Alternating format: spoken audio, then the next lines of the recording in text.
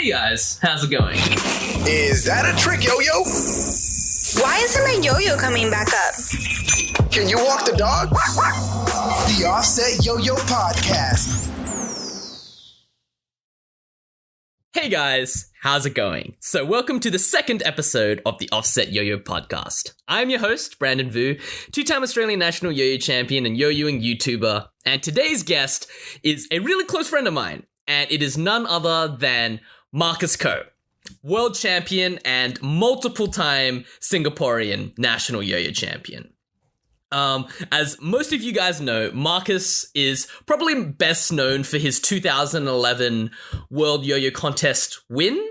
But I have had the fortune to spend a lot of time with Marcus. I travel to Singapore quite frequently, I think once a year for the Asia Pacific contest, and I always stick around for a little bit longer, so me, Marcus, and a lot of the other Singaporean yo-yo players have hung out quite extensively, so it's been a very surreal kind of moment for me to have idolized Marcus in my earlier years and later on become quite close friends.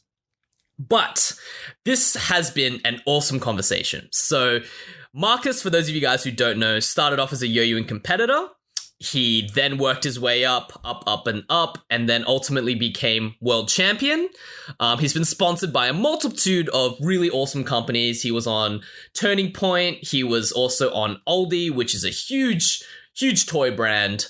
And he now has parlayed that up to make his own company called Throw Revolution. I've had the good fortune of staying with the team, and ultimately getting a really good look at what he does to make everything happen with Throw Revolution. So the conversation we have is super wide-ranging. It starts off a lot with competition, his pre-competition rituals, how much he practices, how he learns new tricks, how he bounces back from failures. And then we go on and we shift gears a little bit. We go to the business side of things. We go get like a little bit of an insight to the nitty-gritty of yo-yo companies. We talk about team cultures and how Marcus ultimately determines the players he wants on Throw Revolution. So, without further ado, I hope you guys really enjoy this wide-ranging conversation between me and world champion Marcus Ko. Hello, everyone, and welcome Marcus to the show. What's up, Brandon? It's awesome to see you. So this is world champion Marcus Ko, and long time yo-yo buddy of mine. It's good. It's good to finally be doing this. It's good to have you on the show. So I think we'll get straight into it. Let's just start off with some generic questions. Let's just start off with how did you start yo-yoing, and more importantly, when did you start to have ambitions of being the 1A world champion?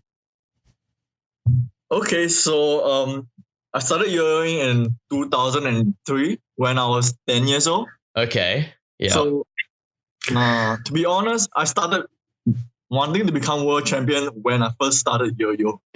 So when I was a kid, I started because of Super Yo-Yo, right? If you don't know, for those of you who don't know the recent yo-yo players that just came to join our yo-yo community, Super Yo-Yo is a Japanese anime about yo-yoing. Oh, okay. So kind of like Blazing Teens? Yeah, kind of like Blazing Teens, but with a little bit more meaningful storyline, I would say. Okay. And outrageous animation, as usual. Yeah. So when I was a kid, I was pretty amazed by the animations and everything. And the main character in the television series had a dream of becoming a world champion. So when I was a kid, I wanted to mimic the behavior of that character. So I also decided, hey Dad, I also want to become a world champion. Yeah. So that was just a spur of a moment thing. Like when I was a kid, I see the main character.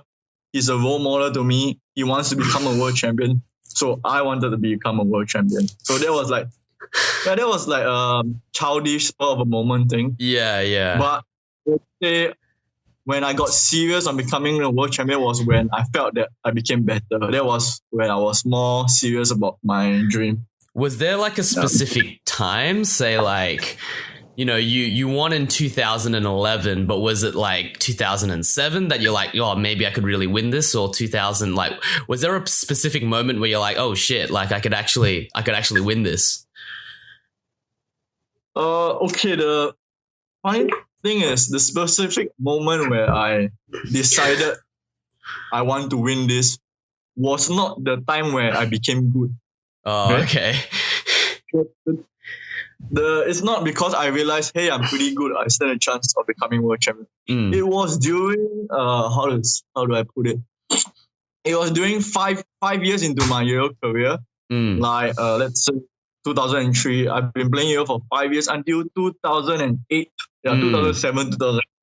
Yeah. I decided like, hey, actually, like I've been playing Yoyo for quite a long time and I'm still pretty bad at it. I'm pretty much better, but I'm improving at a rate where, compared in relative to the rest of the Yoyo players, I'm still like nowhere near the top. And wait, just out of curiosity, who were you comparing yourself to at this point in time? Okay, so during back then it was just the people who started Yoyoing was Aikui. Yeah. And you know that guy, right? So for those of you guys who don't know Lim Aikui, he's like a 4A yo-yo prodigy. He's the legend in Singapore. Yeah. Yo. Yeah. Hello? Can you still hear me? Yo. Hello, can you hear me? Yep. I can still hear you. Can you hear me? Yeah. Okay. Yep. Yeah, I hear you now. Yeah. So you know Aikui, right? Yeah. He started yo-yoing at the same time as me, but the thing is that he won on his very first year of competing. So I was like what the hell? Like I tried so hard to practice a new trick, and he just come in and like and he take more than one division, you know. He not only took off string division, he kind of took like off string, freehand, and after that shortly after he took the 1A division. Oh, he took 1A as well. Jesus. And there's like adding insult to injury. It's like he not even try, you know. Okay, maybe he tried, but definitely not as hard as me in 1A. And, so like I compare myself to Aikui, I compare myself to people around me. I was like what the hell? I tried so hard. Dude. Yeah. I couldn't even qualify finals in my own national freestyle. We just come in and I take everything and like, hey, yeah, what's up? And see you. Okay, bye.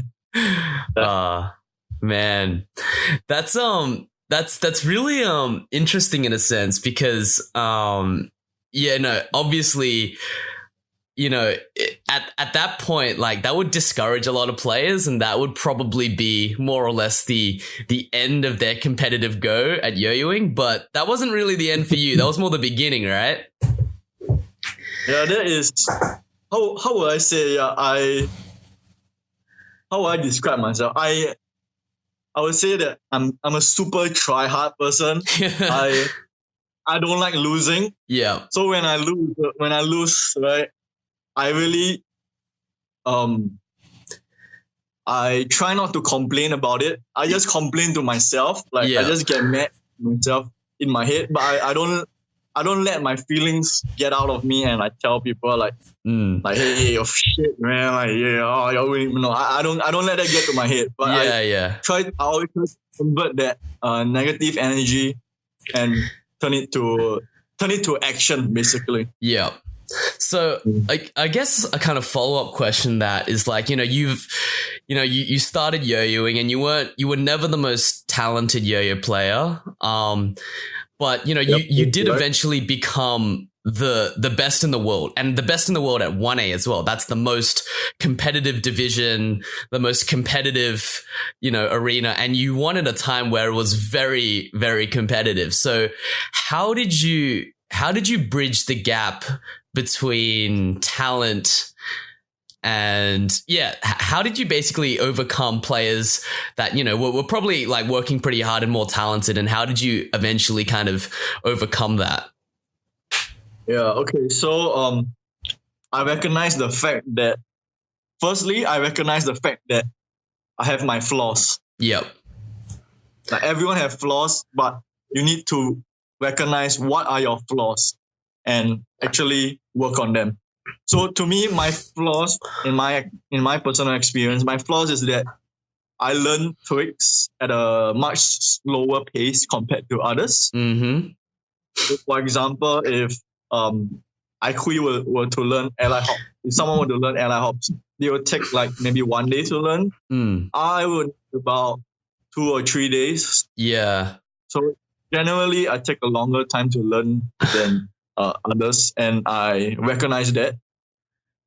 So what I do to make up for this lack of talent is that I was prepared to sacrifice whatever time that was needed to allow me to bridge the gap and reach a level of competitiveness where I am ready to compete at international competitions. Okay. The keyword here is willing to sacrifice some things and put in more time and effort than needed to master what I need to master. Yeah. Yeah, that's something that I empathize with 100%, probably if not more. Like, for those of you guys who don't know, I know. Marcus already knows.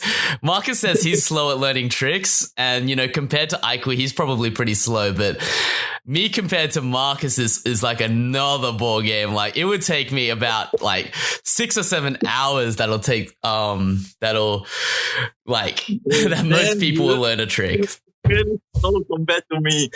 I thought I was slow. I felt good when you struggling to learn.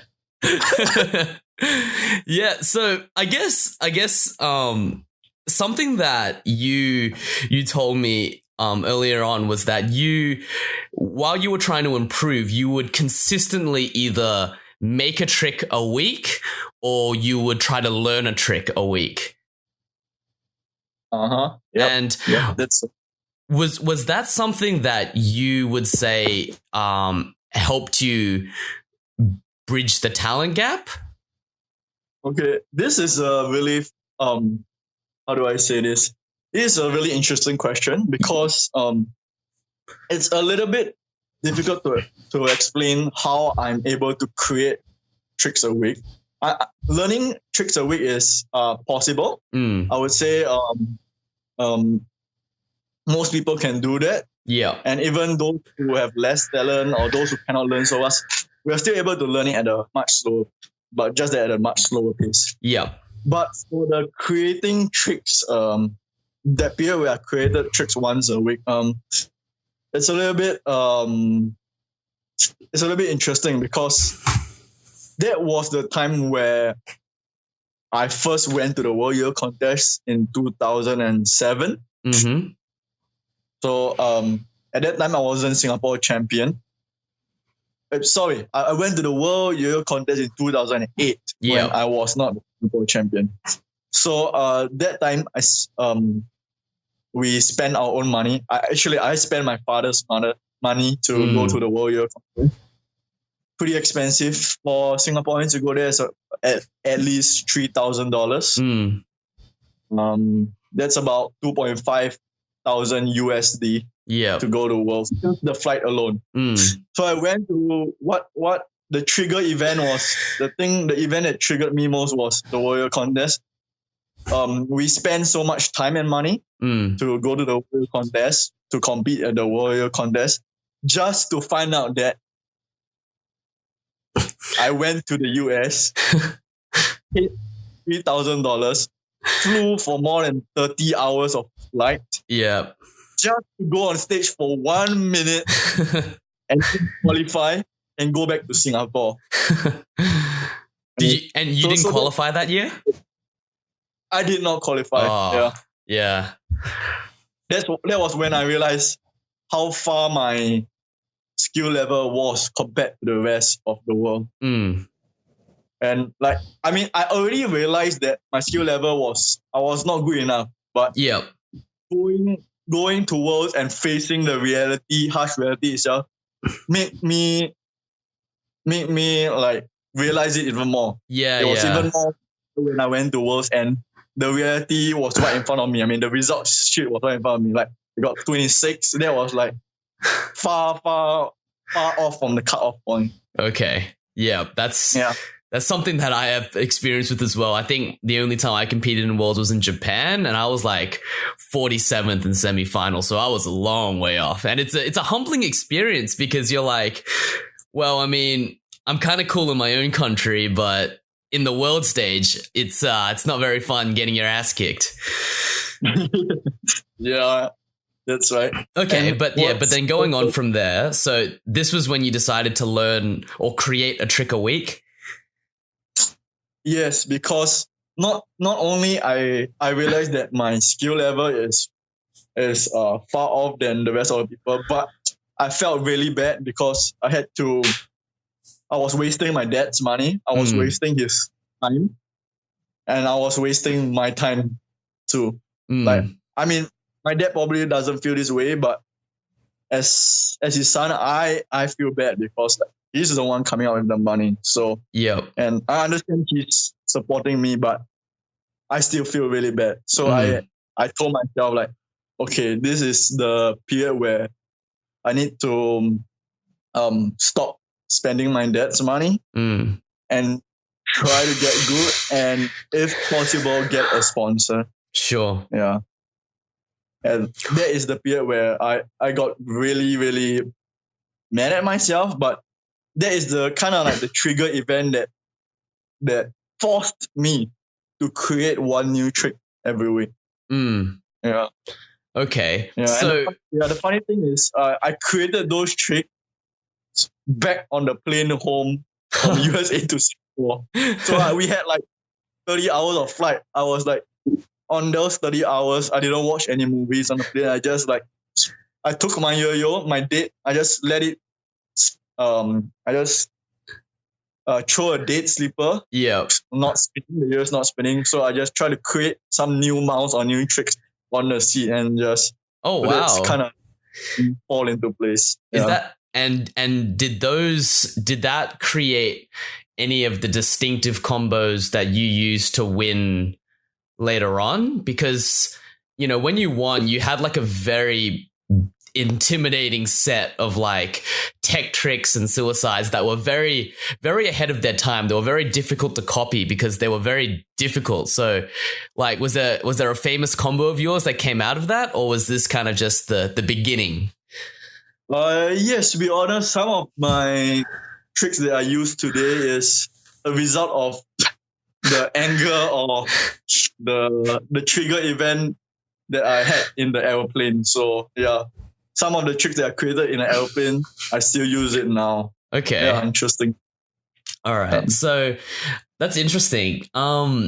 Yeah. So I guess you've covered the motivation as to why you created a trick a week, but could you kind of dig into, say, how you went about creating a trick a week? Because, like, let's say I wanted to do that right now. I'd just be like, okay, I've run out of ideas, don't know what to do now. I'm just doing the same mounts over and over again. I've got no inspiration. How would you like do it from a technical standpoint? Yeah. Okay. So this is the interesting thing. I believe, right, that when it comes to creating tricks, there are many arguments, or there are many points about creating tricks. Like, some say like you cannot force in creating a trick, which I think is pretty true. Yeah. Some say you just need to have fun and somehow you create new tricks. You need to make mistakes once in a while. Sometimes when you make mistakes, you are able to find out things that you weren't able to see or weren't able to think about in the past. Yeah. I would say all of the above, actually. Okay. I would say sometimes when I make mistakes, I create tricks. When I'm having fun, I create tricks. But there's this one element that I would like to highlight that stands out from the rest, that is thinking about yo-yo, thinking about tricks when you're not playing yo-yo. Okay. That's the thing.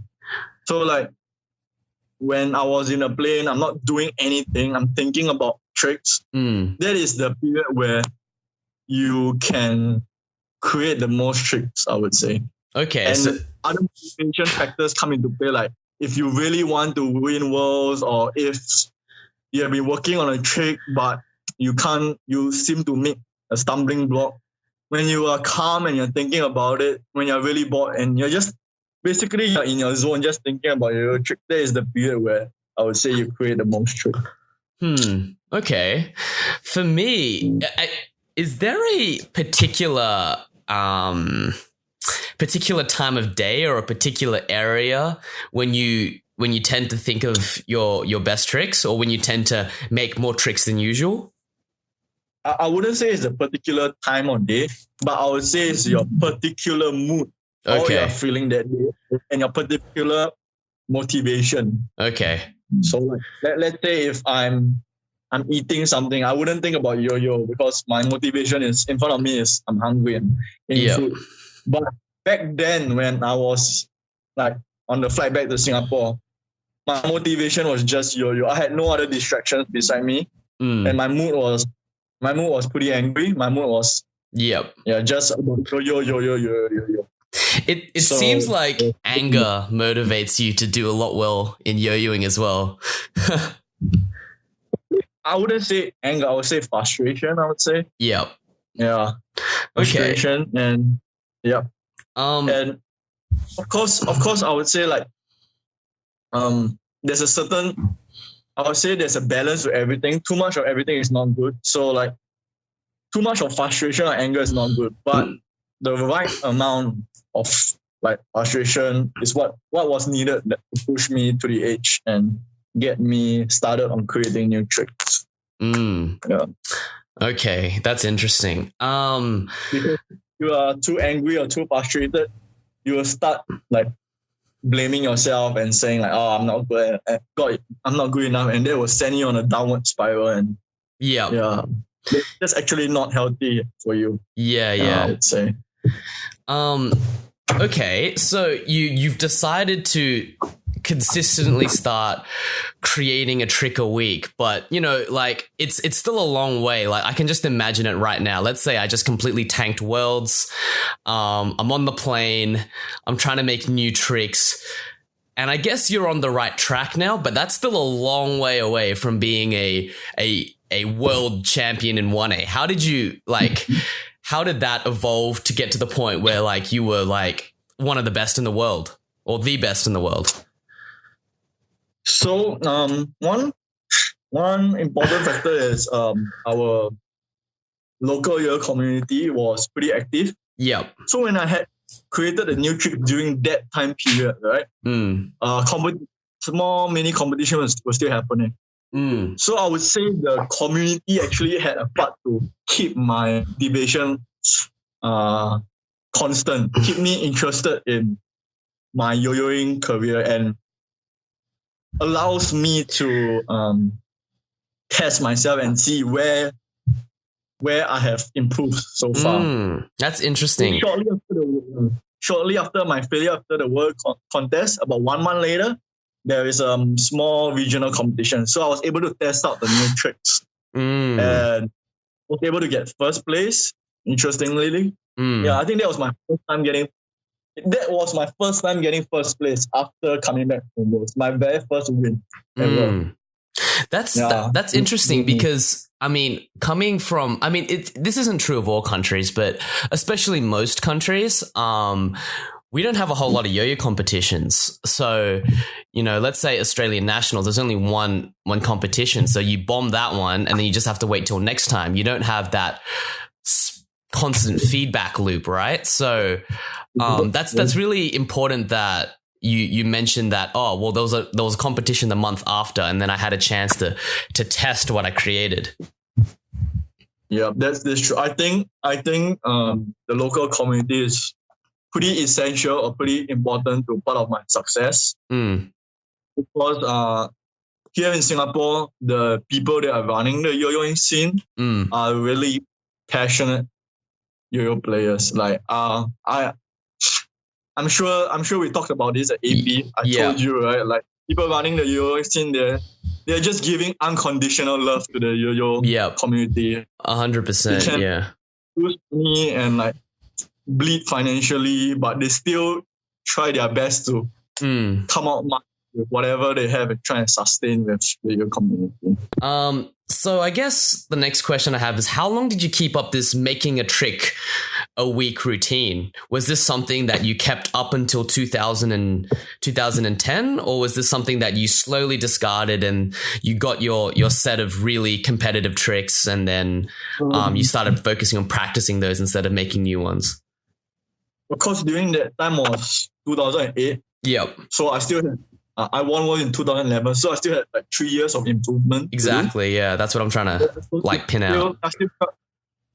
I still try to keep to my routine of trying to create new tricks every week while playing yo-yo every day. But once in a while, of course, this progress started to slow down. I started to create less tricks then, and like I couldn't create as much trick as I started when I first started this. When my whole motivation was at an all-time high. Yeah.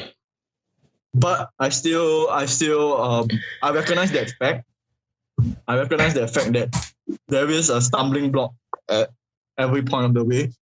So, as per usual, if I can't create a new trick, I refine my tricks. I work on my current set of tricks and see if I could create something new from there or improve on that. At the same time, I watch yo-yo videos every day. I slow down tricks.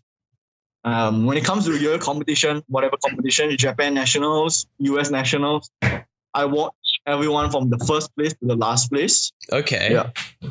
So I don't only just watch the first place, because I strongly believe that no matter how good you are, you still have to watch out for you still have to look at everyone. Like you still have something to learn from the first place guy. You still have something to learn from the last place guy at finals. Okay. Yeah, that's all this freestyles, all these elements that I learned from the first place to the last place allow me to create new tricks easier, or allow me to invent new tricks from those new tricks that I've learned from those videos easier. Yeah. That's interesting.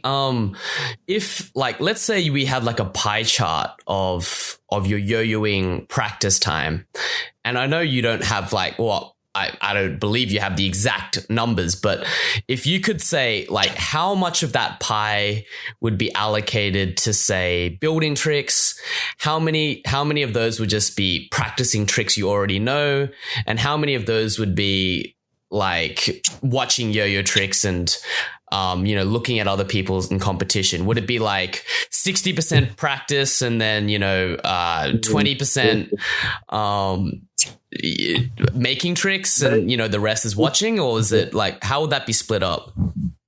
It's a little bit difficult to put a number on those, but I would say that during that time when I was looking at creating new tricks, it's normally the time where there is no competition. There's no competition in the near future. And so what's the near future for you?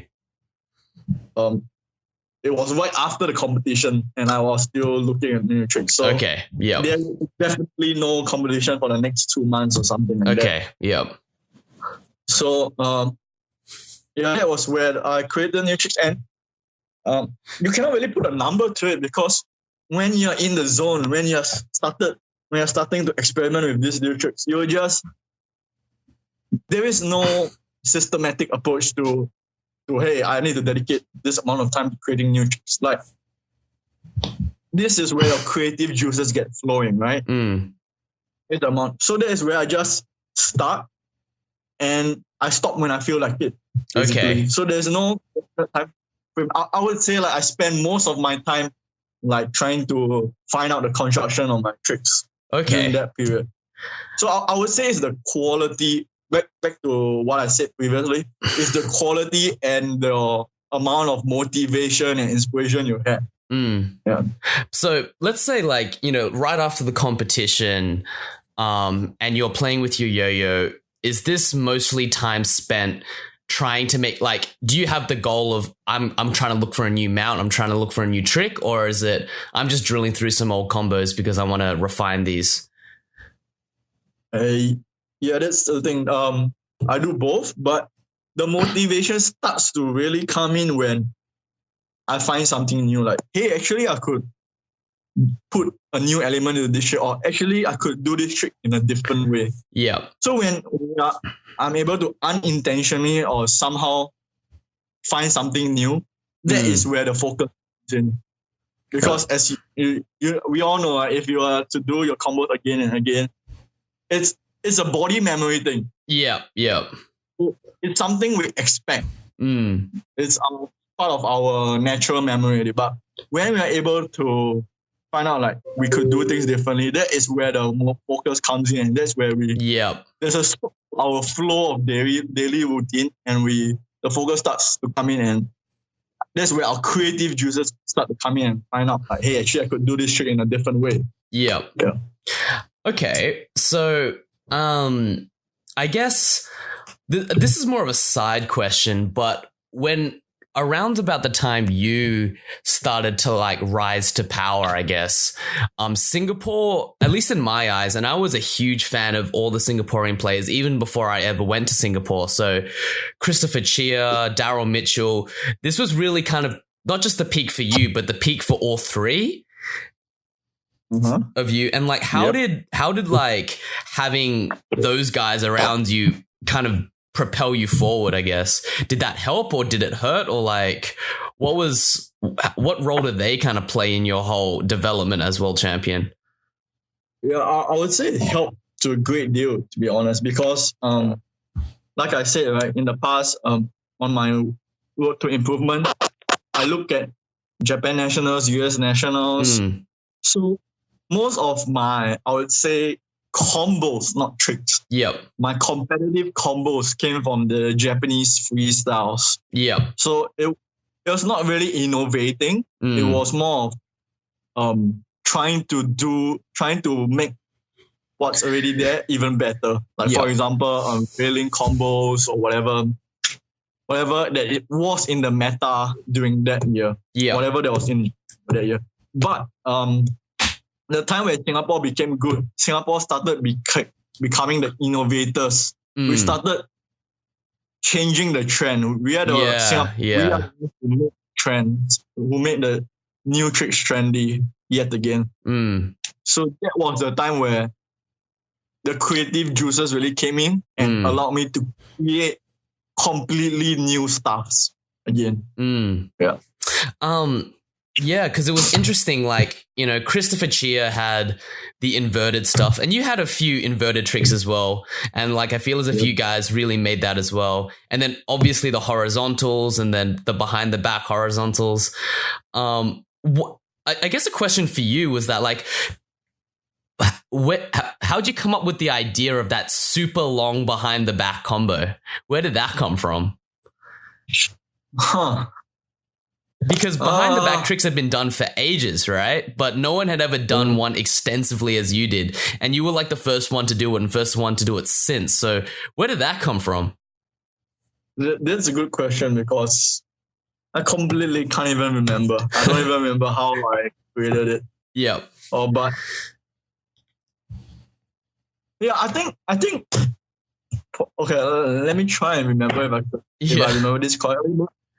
I think during that time, a lot of tricks was very stagnant. Like when you look at a yo-yo freestyle, your eyes do not move much because it's all in one box. Yep. Yeah, I would say. So I decided to change things a little by having the audience, like when they look at a freestyle, right, the general audience, I want their eyes or I want their head to move when they see me play yo-yo. Okay. So I want it to be more I want my tricks to be more spatial, I would say. Yeah. Okay.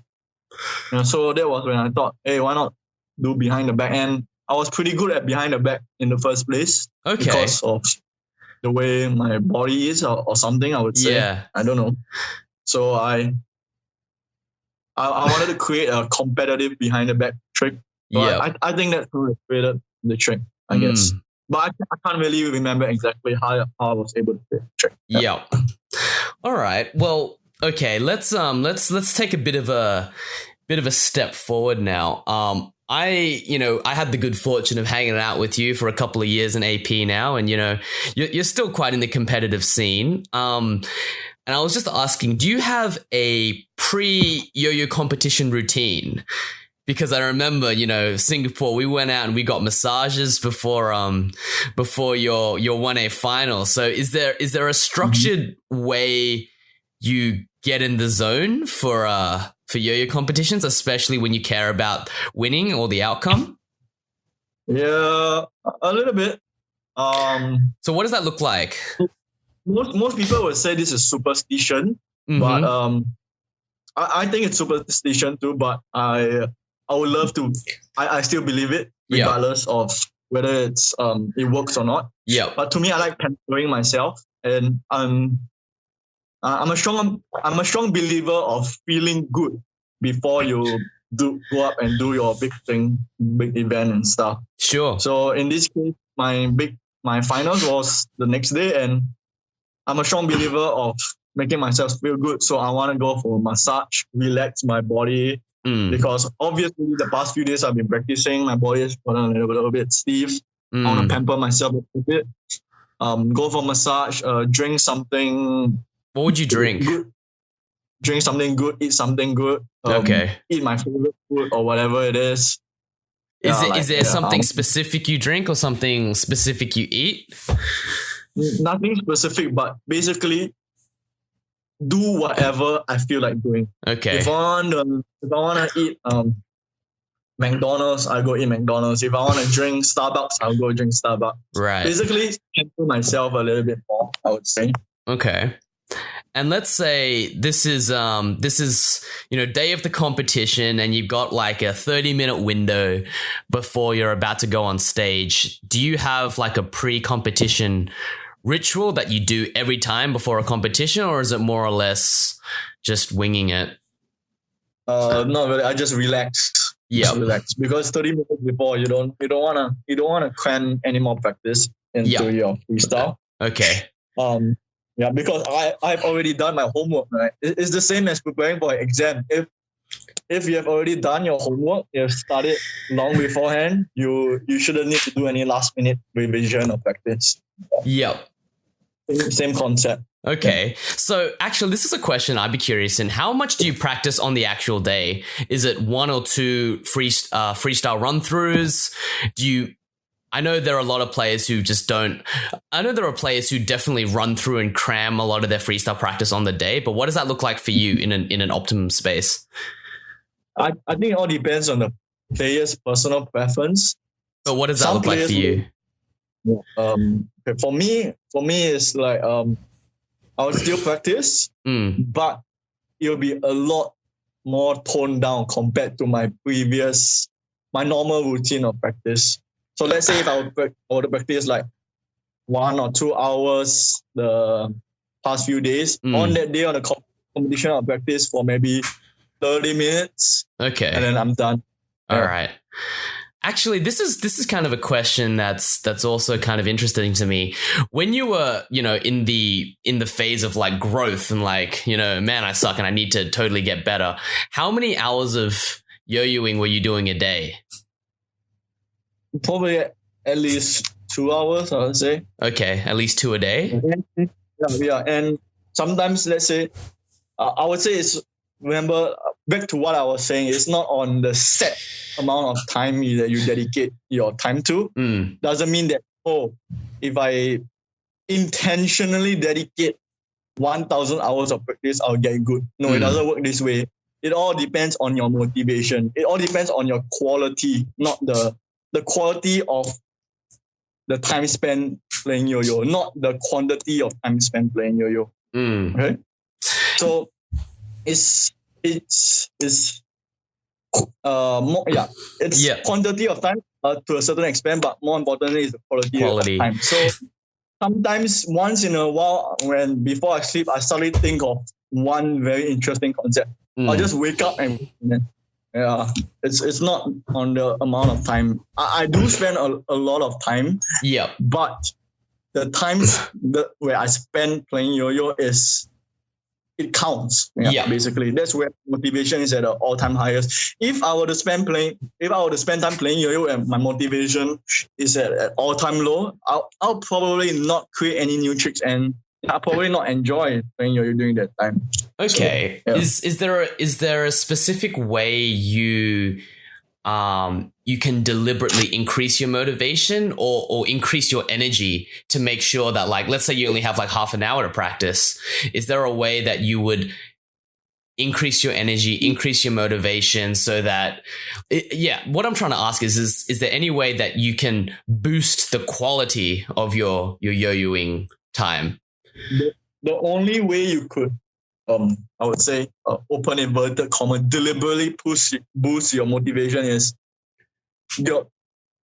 how much you want to be world champion or how motivated you are in yo-yoing. Because because I am very motivated myself. Yeah. So the more motivated I am, the more frequently I want to play yo-yo. And it's a natural thing. It's a natural thing. So if I don't want to play yo-yo, I don't play yo-yo basically. Okay, sure. Yeah. It's just natural for me to say that I want to play yo-yo. I want to spend most of my time playing yo-yo because I'm motivated. Right? Okay. As compared to right now, let's say my motivation is not that strong. Like right now, I don't feel like playing yo-yo. So even if I were to force myself to play yo-yo, I probably would not. It probably would not be a very fruitful practice session or whatever you call it. Are there any ways you boost your energy before playing before yo-yoing? Not really. I would say this energy boost that you're looking for, right, is directly proportional to how much you want to win competition or how much you really for the people who don't compete too much, how much they really love yo-yo. It just comes down to two things. How much you want to win, or if you're not a competitor, how much you love playing yo-yo. It's just these two factors. More like a process over reward kind of thing. You just need to enjoy the process, right? Yeah, that's right. And how much you enjoy playing yo-yo. Yeah. Okay. Same to anything in life. Like not even yo-yo. If you enjoy playing computer games or you enjoy playing basketball, you naturally just want to spend time on it. Right? Yeah. You can't spend time on something you don't enjoy. Yep. Yeah. So I would say it's also the same for yo-yo. Sure. Okay. All right. So I guess, to kind of tie it all up, it was really fascinating because, all this years spent on growth, all this years spending, creating a trick a week and refining and watching out for every other competitor. And ultimately it's 2011.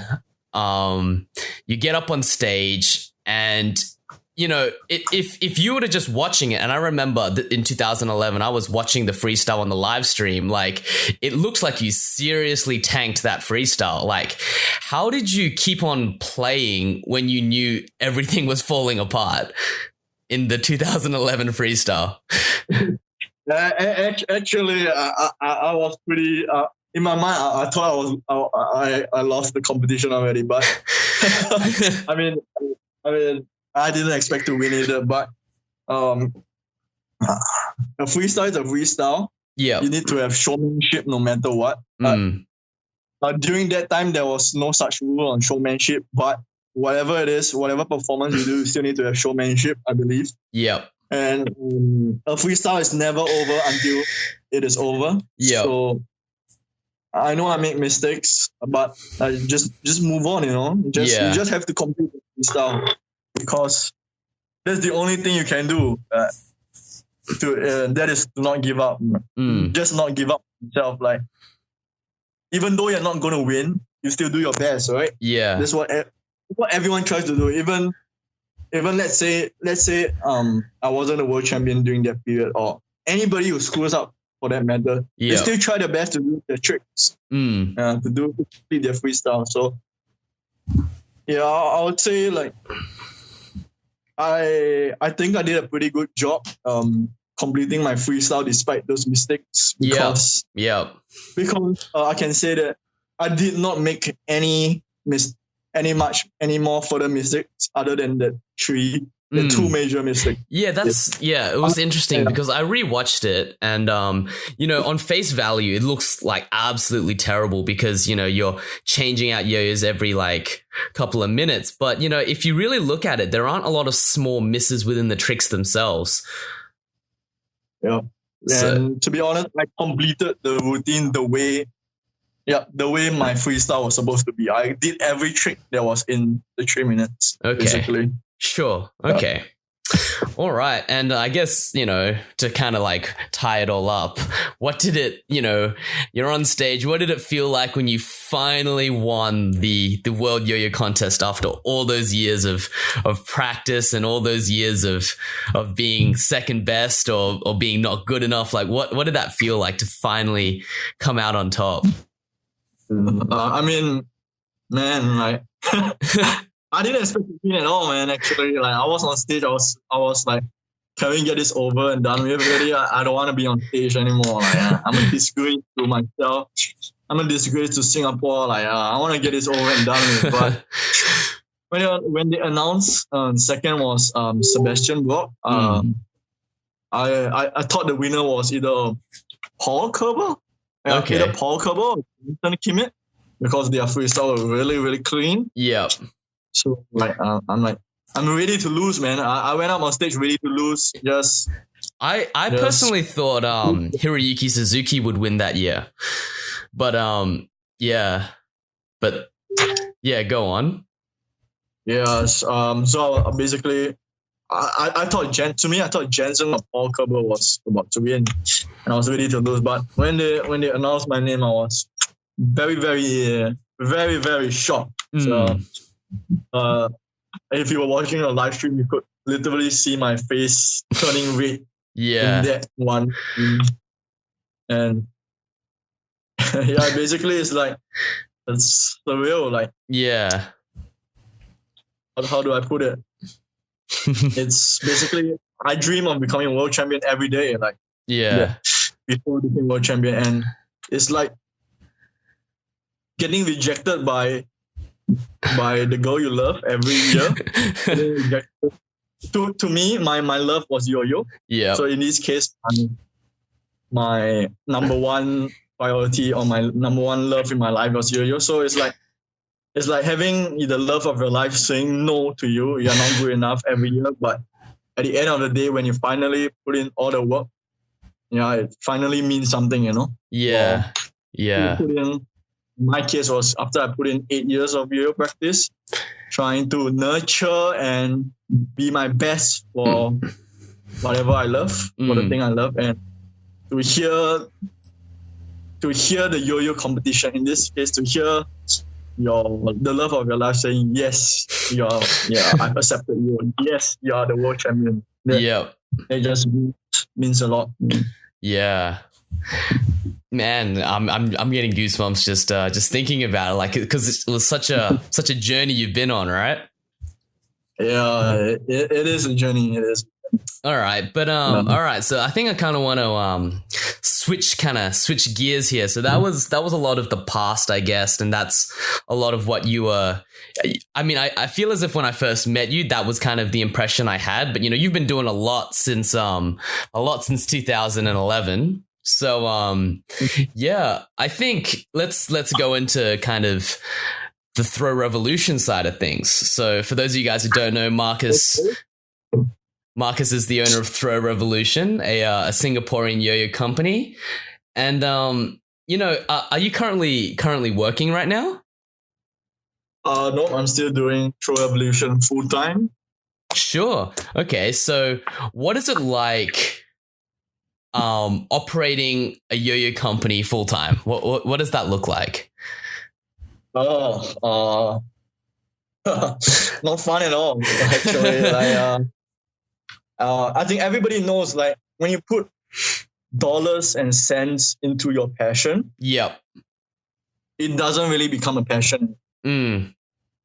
For me, in my case, it is still a passion because one of the crazy people who really love yo-yo. Yep. Like, you have to be a certain amount of crazy to love yo-yo. Like, to be really, really invested in anything in life, basically. Sure. That's what like. It's one thing to be good in yo-yo, but it's a whole new level to be really good and really love yo-yo. You know? Yeah. All right. So, like, can you take us through? Because obviously, you know, like I work a 9 to 5, and then, you know, anytime I have outside that 9 to 5, that's when I kind of work on Offset. But for you, what is your working day look like? Do you wake up and then answer emails and then work on designs for new yo-yos? And like, what is the a day in the life of the CEO of Throw Revolution kind of look like? Okay, so I think we can all agree on this. Whenever anyone tries to start a yo-yo company, you or me for that matter. Yep. Our main motivation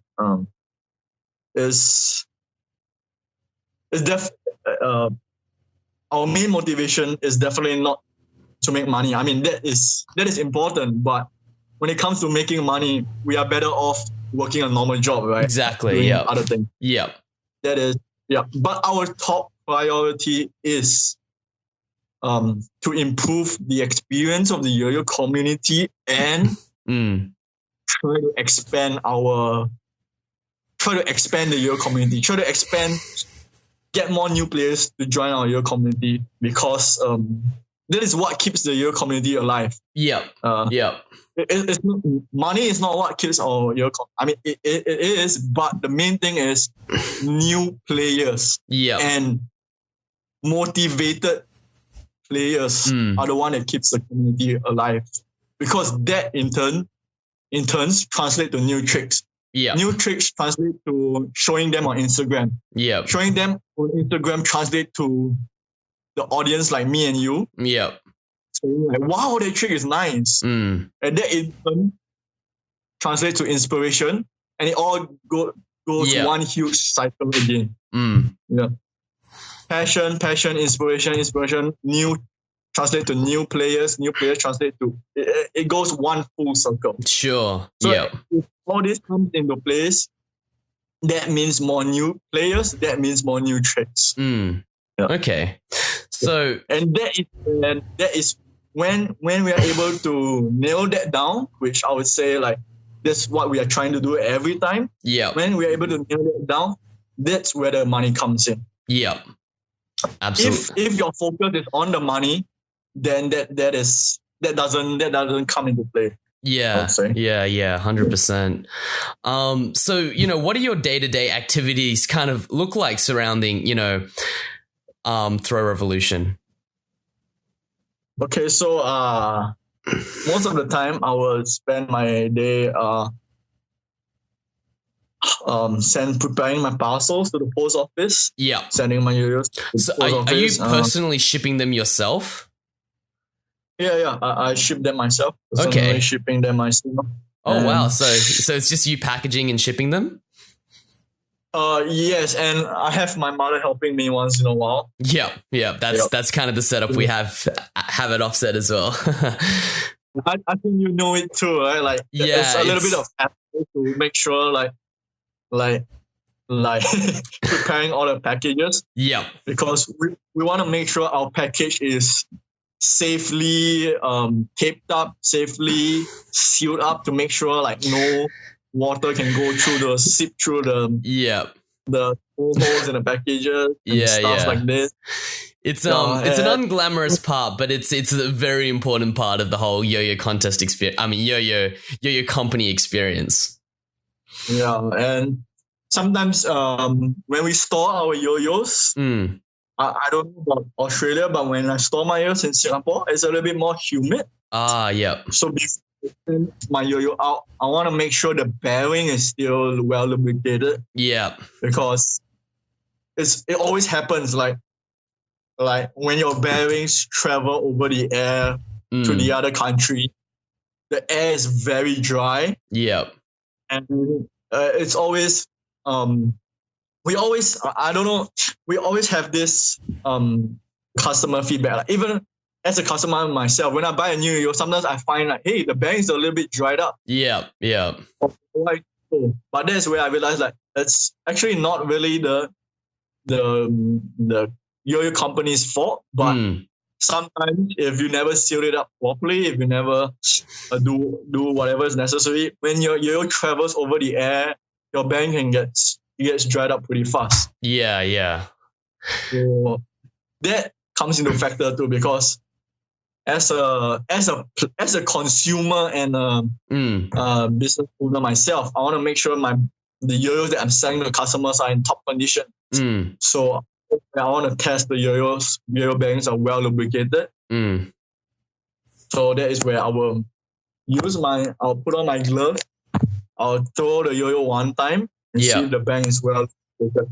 If it's not, I will just change a new yo-yo and make sure it's well lubricated. Sure. Of course, doesn't mean when I do that, right? Doesn't mean my bearings are 100% lubricated.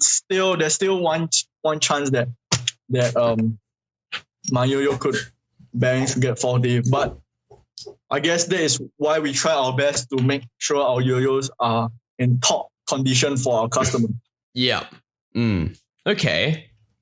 All right. So I guess these are the small things. Like it's a little bit. I don't think it's something that the listener wants to hear, because it's all of nitty-gritty stuff. But I what else do you do? I mean, I feel as if like there's this huge kind of sheet pullover. Like no one really knows what people who own yo-yo companies do. So like, what else do you do? I'm kind of curious as well. Only you can understand. But in the past, when I was a consumer, I don't really care about what you guys do to try and. I just care about. At the end of the day, I just care about my yo-yo. I want it to be good. Yeah, exactly. So in terms of the general audience, I don't think they'll be interested to hear like the amount of detail I put in to my yo-yos, because it's very long-winded and a little bit, probably a little bit too long-winded for them to hear. But I can just say that, long story short, we try to make sure that everything is in top condition, no matter how tiring or how much time it takes to make sure the yo-yo reaches you. Yeah. Sure. Okay. All right. This is the next, and this is a personal question as well as a question that I think a lot of people would find interesting. So I've been to AP a couple years now, and most of the time I've been hanging out with the Throw Revolution crew. And I've been sharing hotels with these guys, and I've been kind of there almost as like a front row seat to how the Throw Revolution team kind of operates. And at least in my eyes, and I've been like really close with a lot of the players, there's a huge team culture. Everyone likes one another, and everyone really kind of enjoys the brand. So I guess starting question is, what do you look for when sponsoring yo-yo players? Okay, so how do I put this? I'd like to say that Throw Revolution is an extension of my personality. Yep. So why I create Throw Revolution is because I want my own personality, or I want my own way of designing yo-yos to come out in the market, or come out in a certain flavor. Yeah. So in this case, when I look for teammates or team members, I want like-minded. I'm looking for like-minded players who share the same thoughts to yo-yoing just like me. Okay. Like in this case, for me, having talent is good, but I prioritize hard work more than talent. Yep. As like an extension of how you play, right? Yep, Correct. Yeah. Correct. Like, it's a bonus. It's actually very good if you're talented. Yeah. In fact, I think most of my members right now are more talented than me.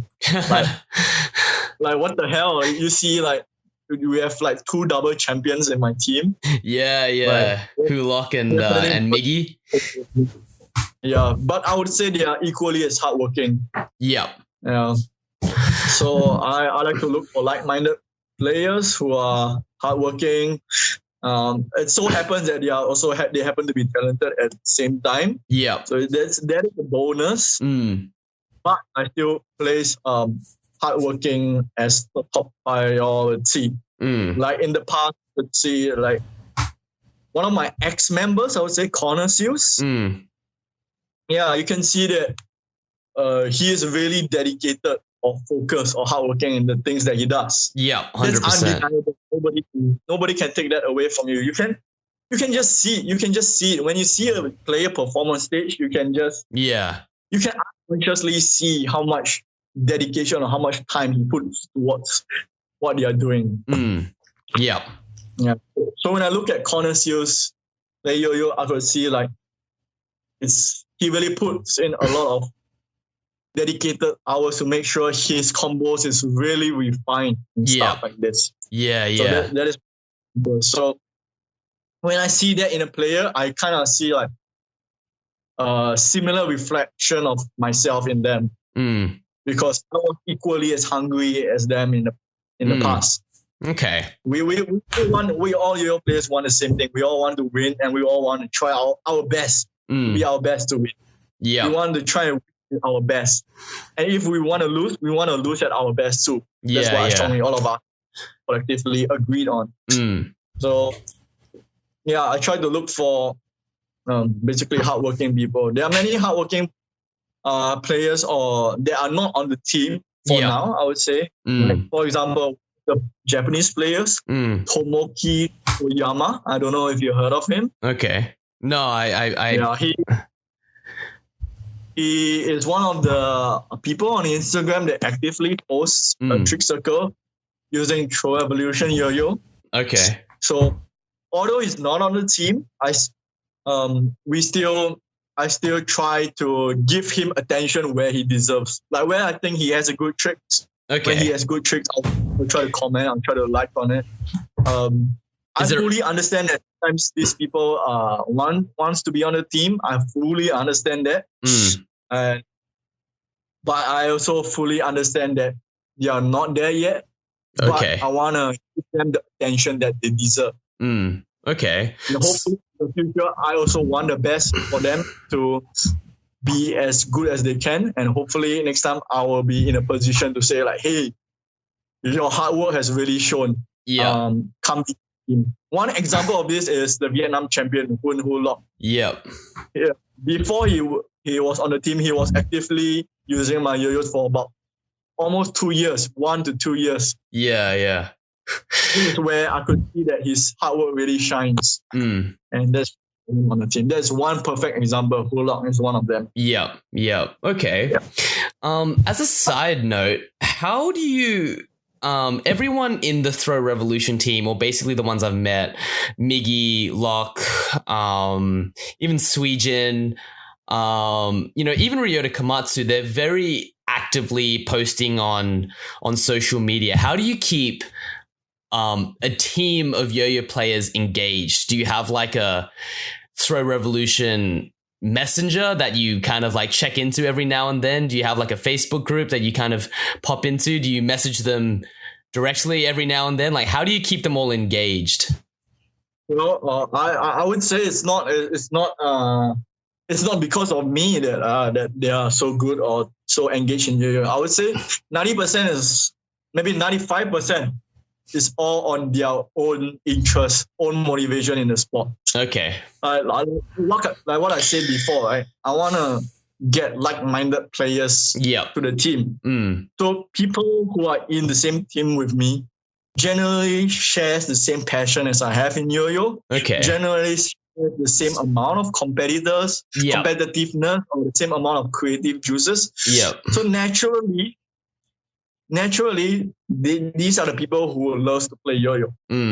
So it's all on them. It's all on them when they want to post on Instagram. I would say I don't play much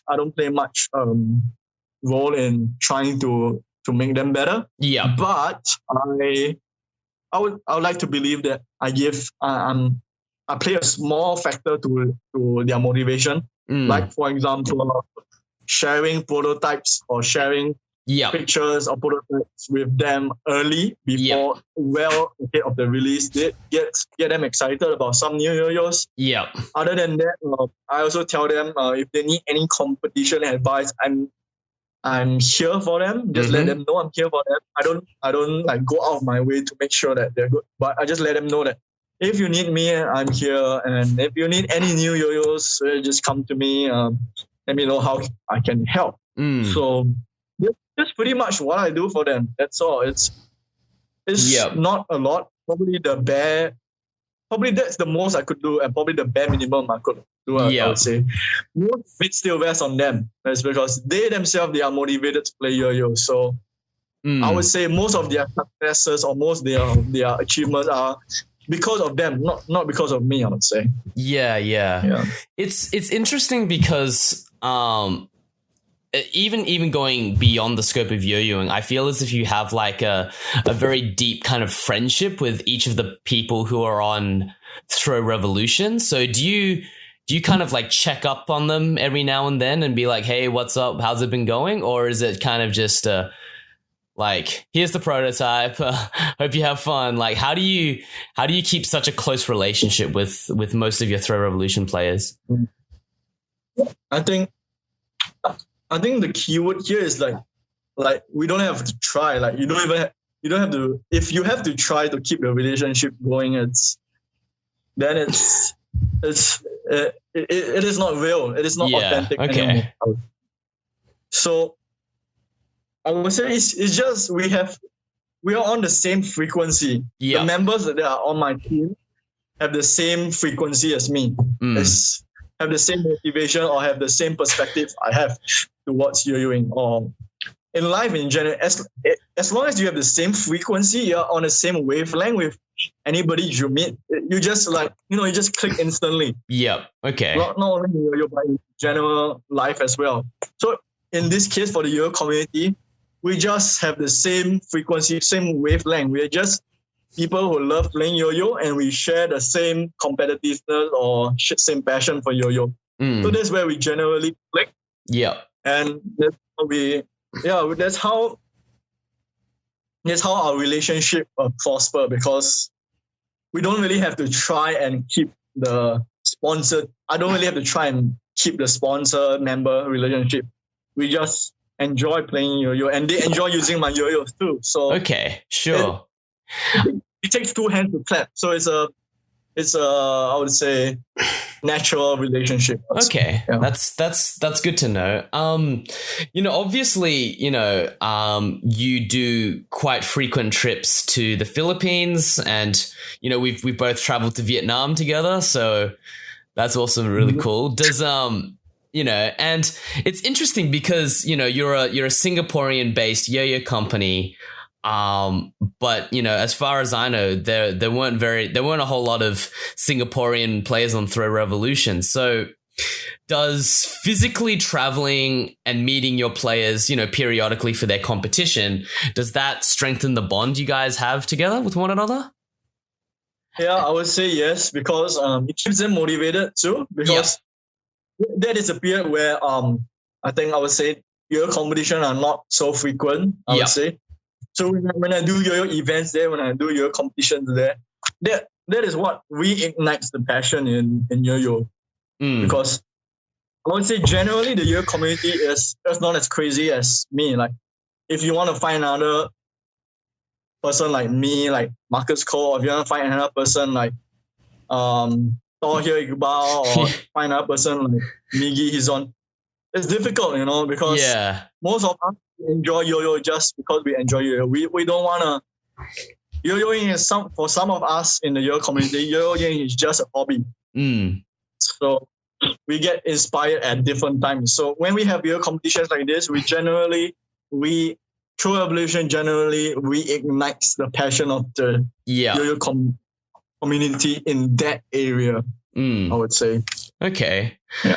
Sweet. All right. So, I think I just have like, that's basically everything I kind of wanted to cover. But, it seems like, you guys have been super busy with a whole lot of stuff. Is there anything interesting coming on the Throw Revolution pipeline as of yet?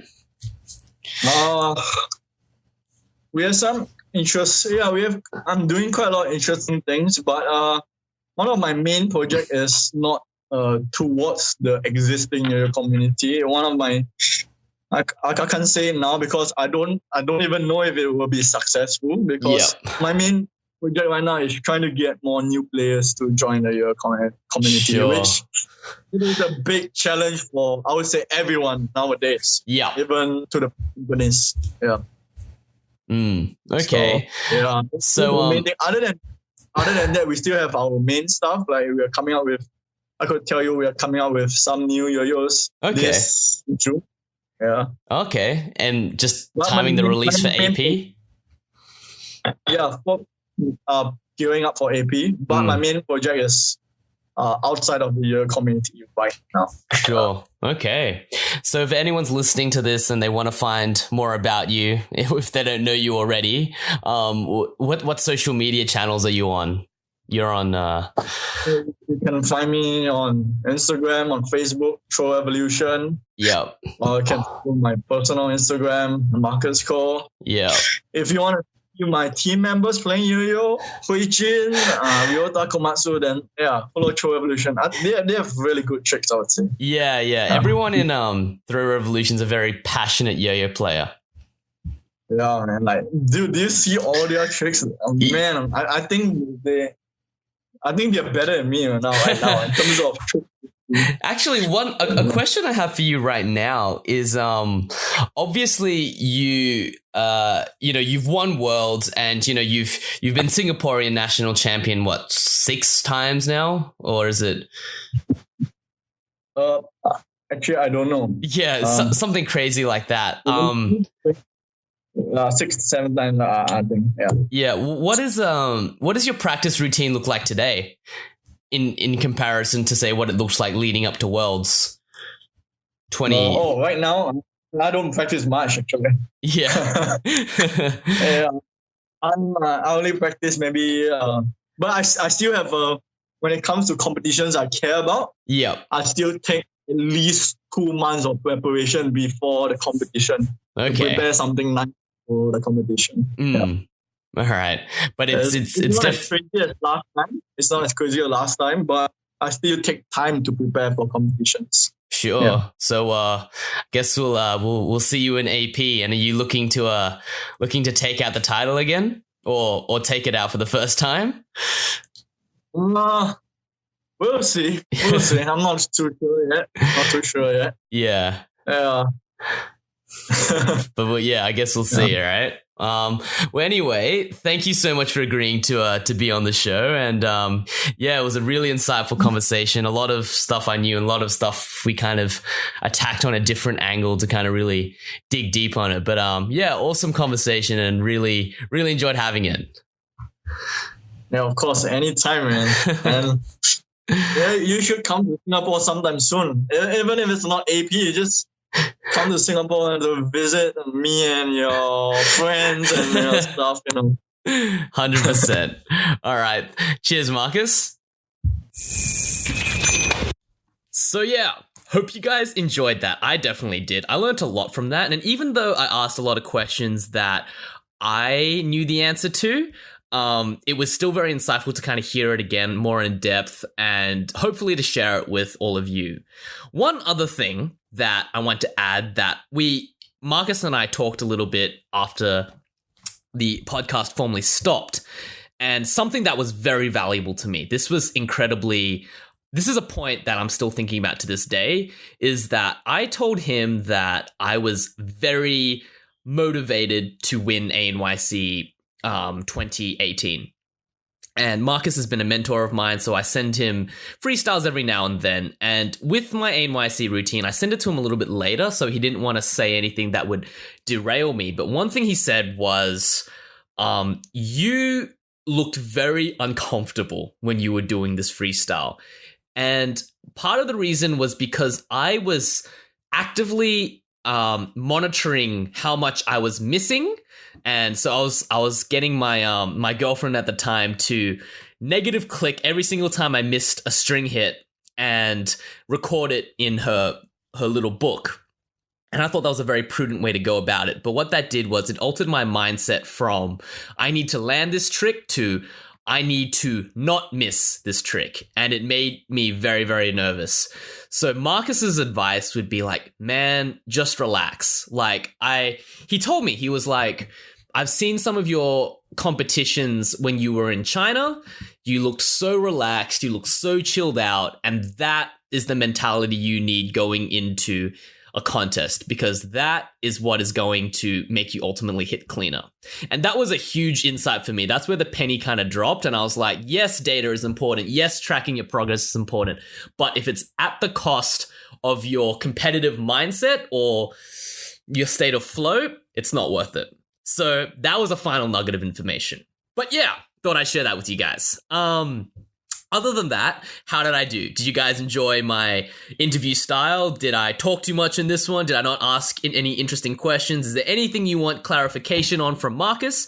If you guys enjoyed the podcast, please just dedicate 5 seconds to writing a review, putting a positive review so we go up in the rankings, and share it with a Yoyoing buddy, and that really helps us out. There's no ads, nothing, completely free. So yeah, if you guys want to check out more, Offsetyoyo Podcast is the second episode. Leave some feedback, and I will see you guys next time.